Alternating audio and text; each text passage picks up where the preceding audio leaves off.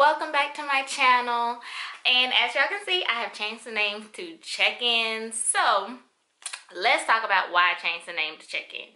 But before we get started, make sure you like and subscribe so that you can be in on the check-ins whenever I upload them. I'm gonna try to upload them more often this year. I don't want y'all to go without these topics that I discuss. So we are going to do more check-ins, but make sure you hit the like and subscribe buttons, turn on your notifications so you don't miss out. So the reason why I changed the names to Check-In, to just pretty much describe what these segments are going to be about. A lot of times we get into autopilot, just doing things for other people, and we just going about our day, work, being a mother, being a wife, and we forget to check in on ourselves. So I thought that it would be good to just do these as a reminder to check in, because a lot of times we forget to just ask ourselves, like, self, are you okay? Like, no girl, I'm not okay. So these are going to be just little videos that pop up to remind you to check in, and it's just gonna be me saying, hey girl, let's check in, check in. And so I wanted to do this video way before March came, but life gets in the way. Life just will keep going despite what you got going on. It will pretty much just tell you, like, hey girl, this is what you need to do. Either you're gonna get with the program, I've given you the vision, I've made things uncomfortable for you to go ahead and do it. I'm just gonna keep going though. So yeah, life got in the way, and you know, it's never too late to still do this video of reminding you how you can live your best life in 2019, because we still got a lot of months to go. So I just thought I'd come and do this video about the 10 things you can do to make sure you're living your best life, because it's time to start living on purpose. Be intentional with your actions and with everything that you are doing. You know, let's make sure we are living a life that feels like God's love for us. If it don't feel like God's love, then it ain't it. It ain't supposed to be here. So let's jump right into it. So number 1, don't live your life in fear, aka anxiety. Anxiety got to go in 2019. Like, I'm tired of her. Anxiety is that thing that will stop you from doing stuff because you're fearing things that haven't even happened yet. You are scared of the unknown, or you have pretty much concocted this whole story in your head, and therefore it brings on anxiety and you're afraid to do stuff. So don't live in fear. Go ahead, get out the bed, go write that book, go audition for that play, go and just do the things that you have been telling yourself that you shouldn't or can't do. Anxiety is the main thing that will keep you in the bed. It's the main thing that will keep you in the house, not doing those things. And then you'll meet your friend depression. And depression, we definitely don't have time for her. So a lot of my friends know that I have a fear of traveling. Well, not really a fear. It's more so like anxiety. Traveling gives me anxiety because I like to have things readily available to me. I hate being taken out of my routine. And so when you go to new places, you're instantly taken out of your routine. And I don't like that.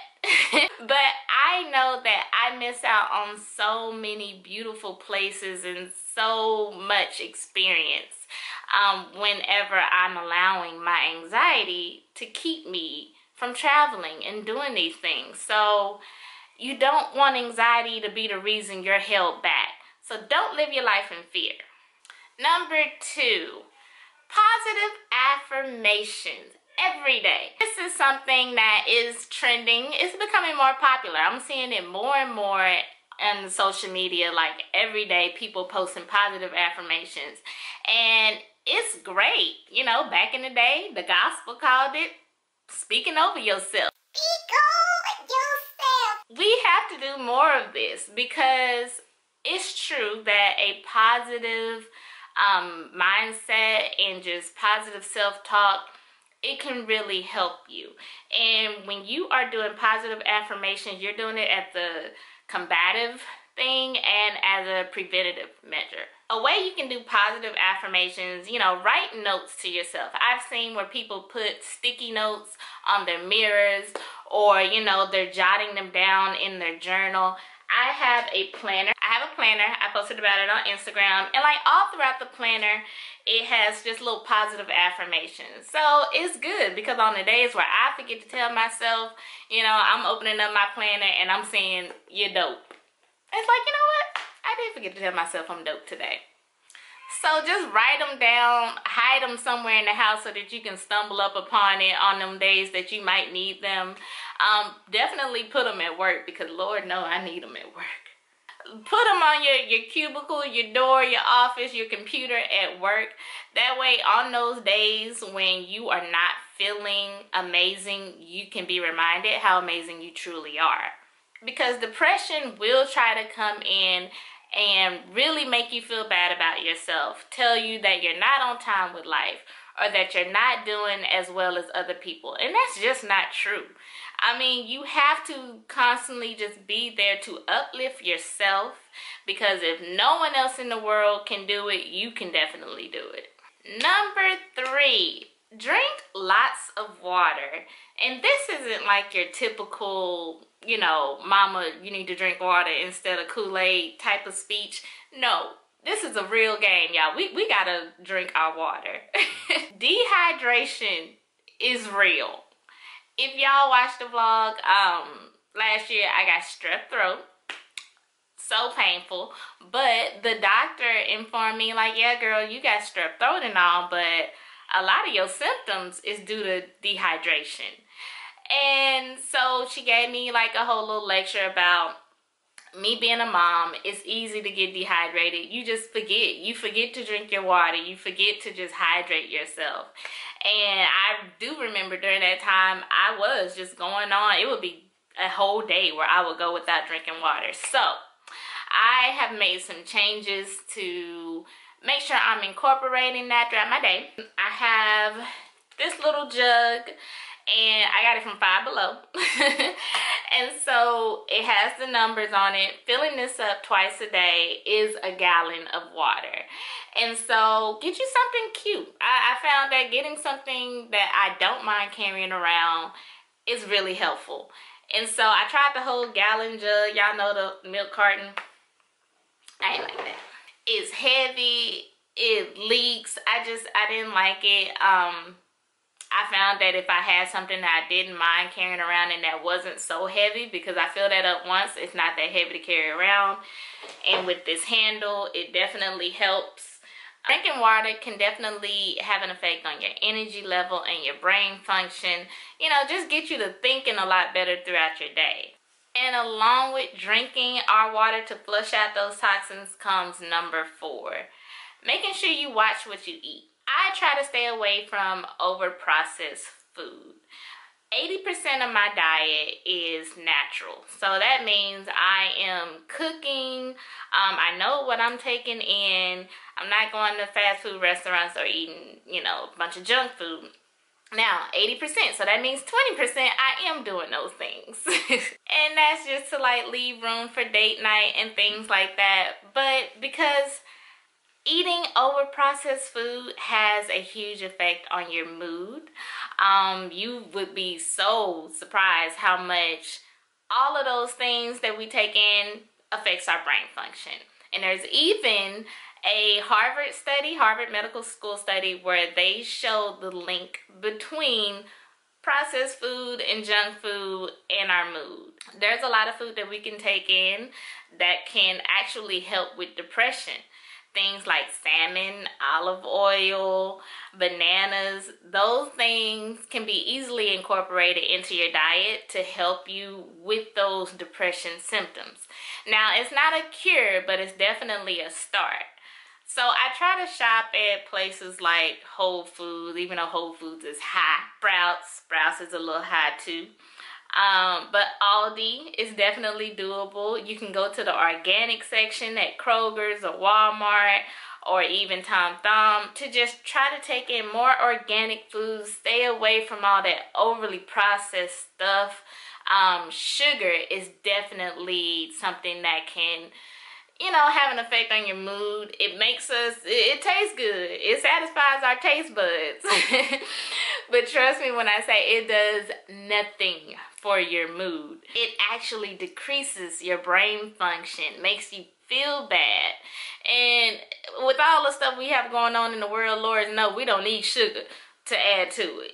So I try to jumpstart that by having antioxidants with my breakfast. So strawberries, blueberries, or I'll even have bananas, and then I'll have salmon at night. So just try to incorporate those foods that, release serotonin, I guess you can. Another way you can help increase your mood just with the stuff you eat, try to take in more fiber. Fiber can slow down the absorption of sugar, which can also produce serotonin.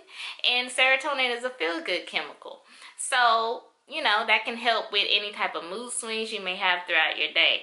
Fiber can be oats, peas, pears, Brussels sprouts, just taking in more fiber throughout your day so that, we can get our body moving and regulating.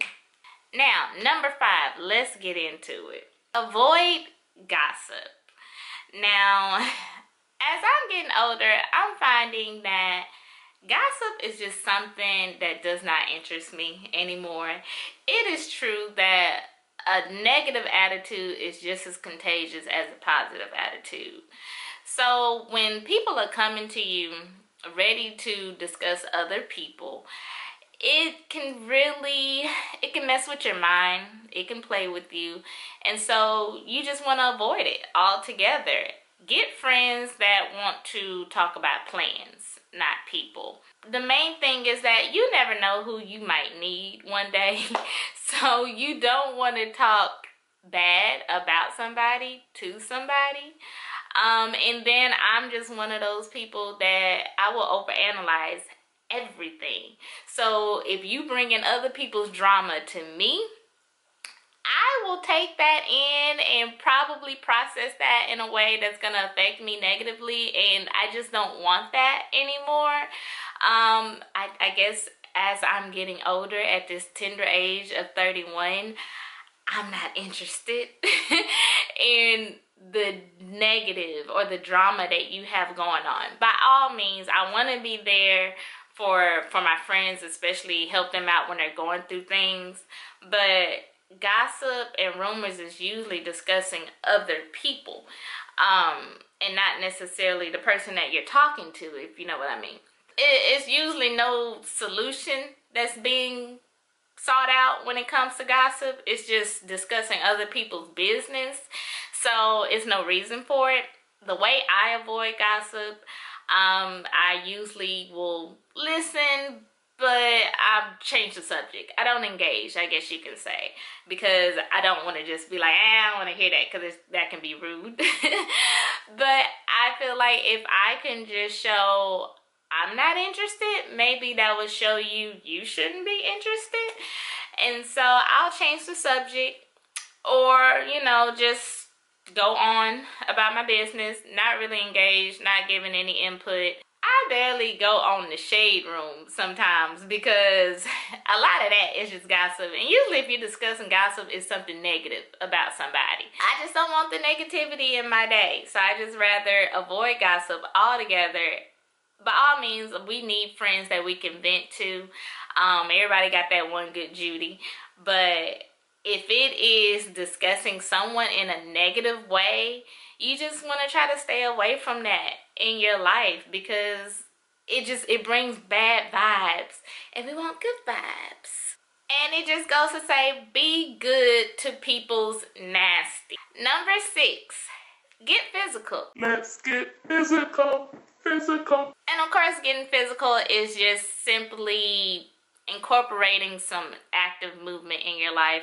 Me, the way I do it, I work out at 5 a.m. in the morning. So yeah, I never thought that I would be a morning person. But I found that I could be a morning person if I'm waking up to do something that I want to do. And working out in the morning has helped me to get those endorphins released in my body early. And endorphins is just another feel-good chemical. So just do something that can just keep you moving, keep you active, even if that's cleaning up the house, going for a walk. Apple does a good job with making sure that, hey, you ain't been active today. You know, having a Fitbit, something to remind you that you need to just stay up and moving and just help you to stay healthy, get that blood circulating. You know, even if you got a little partner to kind of help you do that in the bedroom, you can do that too. Number 7, make sure you're doing your faves. Make time for your faves throughout the week. And if that is exercising, make sure you get that in. Or that can be shopping at your favorite place. Giving time to reading that book that you were supposed to be finishing. Taking a bath with candles all around you. Just something that you love to do. And this is more so the self-care side. And I found, which my husband had to pretty much beat this in my head, I gotta schedule that in. I have to actually carve that in and get everybody involved that, hey, on this day, this time, I'm going to do this thing, so don't bother me. And it just helps to know that at the end of the week, even if you've had a busy, hectic week, at least you got a chance to do that thing that you love to do. You know, go visit a friend, go take a walk, go do something, do your fave. And that way, if anything, you don't forget about yourself. And that is tending to yourself during that time. Number 8. It's good to do a social media cleanse every now and then. And that's when you just go through your timeline and just kind of reevaluate the stuff that you're following. Look at the stuff that you're seeing and kind of look at what you're being fed. It's called feed for a reason. So you're strolling through your phone. What are you taking in throughout your day? Is it something negative with a bunch of profanity or things that are just, you know, not of you? Then unfollow it. Cleanse out your friends list. Cleanse out your following and just kind of redo that so that you can make sure you're taking in stuff that you want to see. You know, and by all means, I love a good laugh, so I'll follow stuff that makes me laugh, you know. But I will unfollow things that are like raunchy or just that don't uplift me. It's, you know, everybody got that one page where you go and you strolling and it's like, what in the world is that? Like, why is that on my page? Unfollow that. Unfollow negativity. You know, go follow some positive pages. Some pages that are constantly giving affirmation. People that inspire you on a regular. Go follow them. Follow things that you want to see throughout your day. A social media cleanse can even mean just taking time away from social media altogether. You know, deactivate your page for a couple of weeks if you need to, and just kind of tend to yourself. So yeah, just staying off of social media for a little bit to just kind of tend to you, you know, stay focused on yourself. Think about what we were doing before social media. So just cleanse your life of that for a couple of days sometimes throughout the year. Number 9, communication is huge. One thing depression likes to do is silence you. Whatever you do, if you're going through something, never stop talking. Talk to someone. If that is your significant other, your friend, even get a therapist if you need to. But make sure you're communicating. You can do this verbally or non-verbally. So if you are a writer, write it out. Get you a journal. Discuss what's going on in your emotions. And so you can just kind of work that out. But the main thing you don't want to do is just harbor that in, and next thing you know it, you're breaking down. Communicate with the person that you may have an issue with. You know, I used to be a firm believer of the cutoff game. You know, my cutoff game was strong. But now I realize if I value a relationship, I need to communicate with that person. I need to let them know how I'm feeling. I mean, so just whatever you do, don't stop communicating. And lastly, number 10, try something new. Do something that's not your tradition. So one thing me and Deron, we're trying to make sure we do with our dates and things like that, we're trying to do new things. We said that we are going to go to new restaurants and not our go-tos like Cheesecake Factory or Chili's and things like that. We want to try something new. Try mom and pop shops, you know, not your regular chains, just different stuff. Because when you are trying something new in a certain area, it doesn't just have to be food like us. But when you're trying something new, you broaden your horizon. You know, life is made of experiences. It's all about experience. So you just want to kind of keep those experiences coming, whether it's good or bad. Create new memories in your life. You never know, when you experience something new, it can possibly lead you to your destiny. It can take you down a road that you haven't discovered in your life yet. And the next thing you know, you're like, hey, I really enjoy this and I want to look some more into it. So just step out of your comfort zone. It's all about stepping out of your comfort zone this year and just doing things that you would have said no to last year and say yes. Just try it. If it works out, great. If it doesn't, oh well. But one thing that did work out was this video. So those are the 10 things that you can do to make sure you are living your best life this year. I hope y'all love this video and I hope you guys love me. So make sure you like and subscribe, share with a friend. Make sure you put some comments of what you are doing to live your best life this year. I want to know. Help me out. Make me add number 11. But I will be checking in on y'all in the next video. So don't forget to check in on you before I do.